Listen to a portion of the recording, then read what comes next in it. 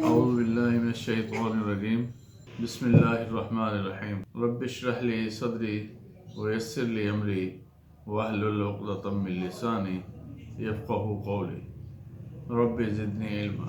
محترم سامعین کرام، ناظرین کرام، میں حکیم عبداللہ قاسم دواخانہ ملتان سے ایک دفعہ پھر حاضر خدمت ہوں۔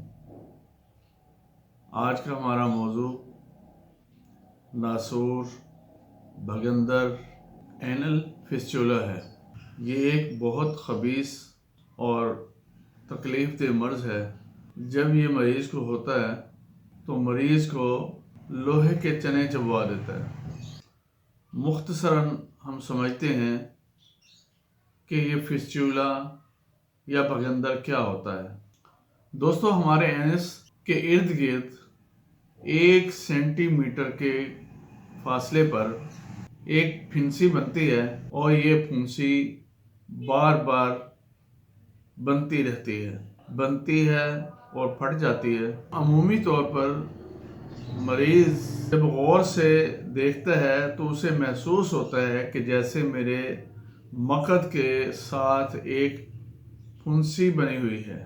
جب وہ پھٹتی ہے تو وہاں خارش ہوتی ہے اور پانی کی طرح کا مواد نکلتا ہے۔ پھنسی پھٹنے پر مریض محسوس کرتا ہے کہ میرا یہ مسئلہ جو ہے یہ ٹھیک ہو گیا ہے، لیکن سیم اسی جگہ پر 15-20 دن کے بعد دوبارہ پھر پھنسی نکلتی ہے، مگر اس دفعہ پھنسی پھٹنے پر اس میں سے گاڑھا قسم کا مواد نکلتا ہے۔ مریض سمجھتا ہے کہ پہلے بھی پھنسی نکلی تھی، اب بھی نکلی ہے تو کوئی مسئلہ نہیں، یہ ٹھیک ہو جائے گی۔ لیکن کچھ دن کے بعد پھر اسی جگہ پر پھنسی نکلتی ہے، وہاں سے مواد اور پس وغیرہ نکلنا شروع ہو جاتی ہے۔ اگر مریض میں اس طرح کی علامات آئیں تو اسے سمجھ لینا چاہیے کہ مجھے فسچولا بھگندر ہو چکا ہے۔ کوئی بھی مرض، اس کے لیے پہلی شرط آپ کا کھانا پینا ٹھیک ہونا چاہیے۔ 90 سے 95% تک امراض میں ایسیڈیٹی کا عمل دخل ہوتا ہے۔ سب سے پہلے دوستو، ہمیں اپنے کھانے پینے میں ایسیڈیٹی والی چیزوں کو بالکل مائنس کر دینا چاہیے۔ الکلائن غذائیں لینی چاہیے، سبزیوں کی طرف زیادہ راغب ہونا چاہیے، جیسے کدو، ٹینڈے، شلجم، گاجر، مولی، مونگرے، ان سبزیوں کا زیادہ استعمال کریں اور ایسیڈیٹی سے بچیں۔ Cold drinks, bakery items, noodles, pasta, burgers, شاورما، ان چیزوں سے مکمل طور پر اجتناب کرنا چاہیے۔ یہی چیزیں ہمارے مرض کے بڑھنے میں کلیدی کردار ادا کرتی ہیں۔ خصوصی طور پر اگر ہم اپنے ماضی کی طرف دیکھیں، ہمارے بزرگوں کے کھانے پینے پر دیکھیں تو ہمیں واضح طور پر لگے گا کہ وہ لوگ ان چیزوں سے ناآشنا تھے۔ ڈالڈا گھی سے اجتناب کریں، آئلز وغیرہ ان سے اجتناب کریں۔ دوستو، دیسی گھی اگر وہ آپ افورڈ نہیں کر سکتے تو اس کا بہترین نعم البدل جو ہے وہ سرسوں کا تیل ہے۔ اپنا کھانا پکانا سرسوں کے تیل میں کریں، کچے برتنوں کو رواج دیں، ان کا استعمال کریں، فریج کے پانی سے اجتناب کریں، گھر میں گھڑا وغیرہ رکھیں۔ دوستو، فطرت سے دوستی زندگی ہے اور فطرت سے بغاوت موت ہے۔ Silver, Teflon, plastic, pressure cookers, ان تمام چیزوں سے اوائڈ کریں۔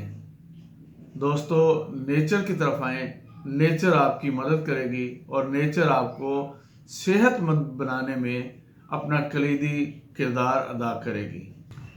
چینی کا استعمال بند کر دیں، دیسی گڑ یا دیسی شکر کا استعمال کریں۔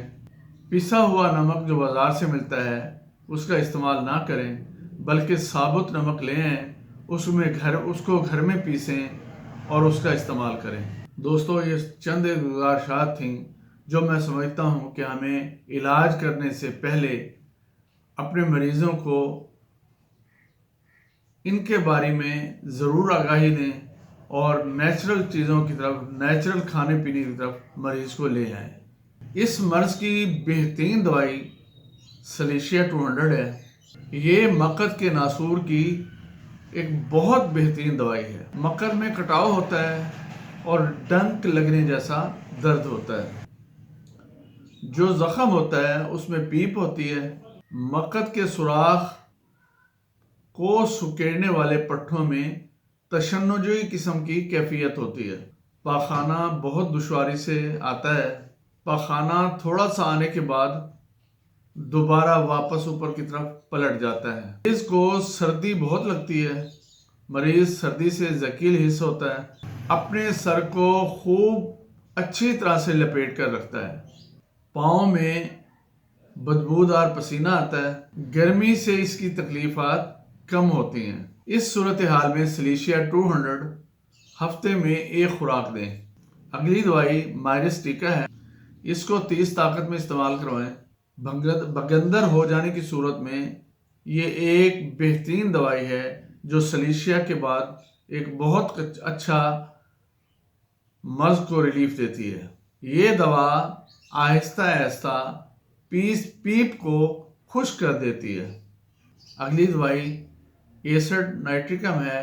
مقد میں ناسور یعنی بگندر ہو جانے کی صورت میں مریض ایسے محسوس کرتا ہے کہ جیسے اس کی مقد کو کوئی چیر پھاڑ رہا ہو۔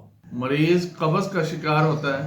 پاخانہ کرنے کے بعد مریض کے مقد میں کٹن دار درد ہوتا ہے جو کئی گھنٹے تک جاری رہتا ہے۔ مریض میں پیاس بالکل نہیں ہوتی۔ پاخانہ کرنے کے بعد درد کا ہونا اس دوا کی رہنما کن علامت ہے۔ اگلی دوائی کلکیریا سلف ہے۔ بگندر کے مریضوں میں مقد کے ارد گرد پکنے والا ورم ہوتا ہے۔ اس دوا کی خاص پیپ زرد رنگ کی اور گاڑھی ہوتی ہے۔ یہ دوا ہیپر سلفر سے گہری دوا ہے۔ جب ہیپر سلفر بگندر ٹھیک کرنے میں ناکام ہو جائے تو اس کے کام کو یہ دوا پورا کرتی ہے۔ دوستو اگلی دوائی فلوریکم ایسیڈم ہے، یعنی فلورک ایسڈ ہے۔ وہ بگندر جس میں سے مواد نکلتا ہو اور وہ ارد گرد کی جگہ کو چھیل دیتا ہو۔ مقد میں اور ارد گرد مریض کو شدید خارش ہوتی ہے۔ اس دوا کی خاص علامات جلن، تیزابیت اور غیر معمولی حدت ہوتی ہے۔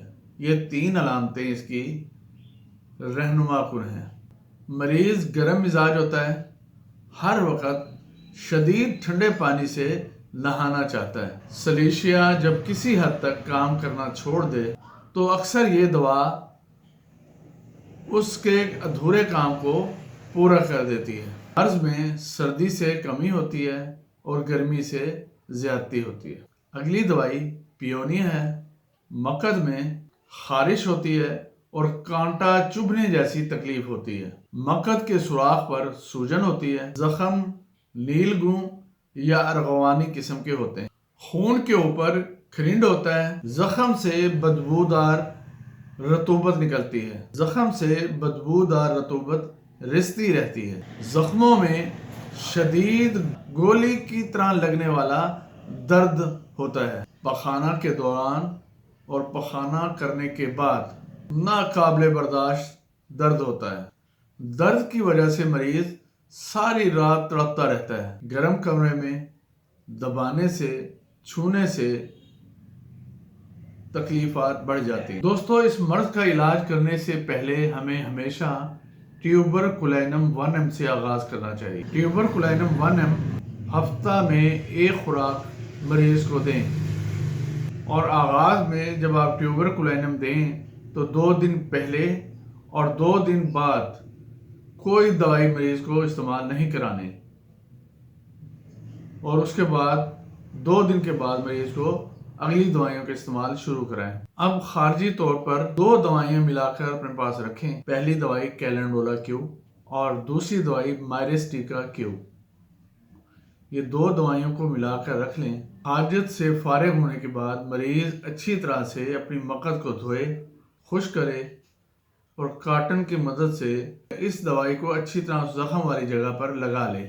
دوسرا عمل، ایک بڑا ٹب لے، اس میں نیم گرم پانی بھر لے اور یہی کیلنڈولا مدر ٹنچر یعنی کیو اور مائرسٹیکا کیو، ان دونوں کو آپس میں ملا کر 2 سے 3 چمچ بھر کے اسی ٹب میں ڈال دے مریض، اور اس میں مریض 15 سے 20 منٹ تک بیٹھ جائے۔ اگلی دوائیاں بائیو کیمک ادویات ہیں: کلکیریا فاس 6X، کلکیریا فلور 6X، کلکیریا سلف 6X، سلیشیا 6X۔ یا 1 نمبر بائیو کیمک کا CT47، اس کا استعمال کریں۔ اس کی 4 گولیاں صبح، دوپہر، شام مریض منہ میں رکھ کے چوسے۔ یہ طریقہ الحمدللہ میرے معمول مطب ہے۔ میں الحمدللہ بہت سارے مریضوں کو اللہ نے مجھے وسیلہ بنایا اور اپنی بے پناہ مہربانی سے مریضوں کو شفا یاب کیا۔ تو یہ چند ادویات تھیں جو آپ کے گوش گزار کی۔ امید کرتا ہوں آپ لوگوں کو اس تکلیف سے نجات دلانے میں اپنا کلیدی کردار ادا کریں گے اور مریضوں سے دعائیں لیں گے۔ اللہ تبارک و تعالیٰ آپ کو اور مجھے اپنی مخلوق کی خدمت کرنے کا موقع عطا فرماتا رہے۔ اللہ تعالیٰ اس کار خیر کو ہمارے لیے وسیلہ بنائے اور ہم ہمیشہ کوشاں رہیں دکھی انسانوں کو ریلیف دینے میں۔ اگلی ویڈیو میں انشاءاللہ دوبارہ ملاقات ہوگی۔ تب تک کے لیے السلام علیکم ورحمۃ اللہ وبرکاتہ۔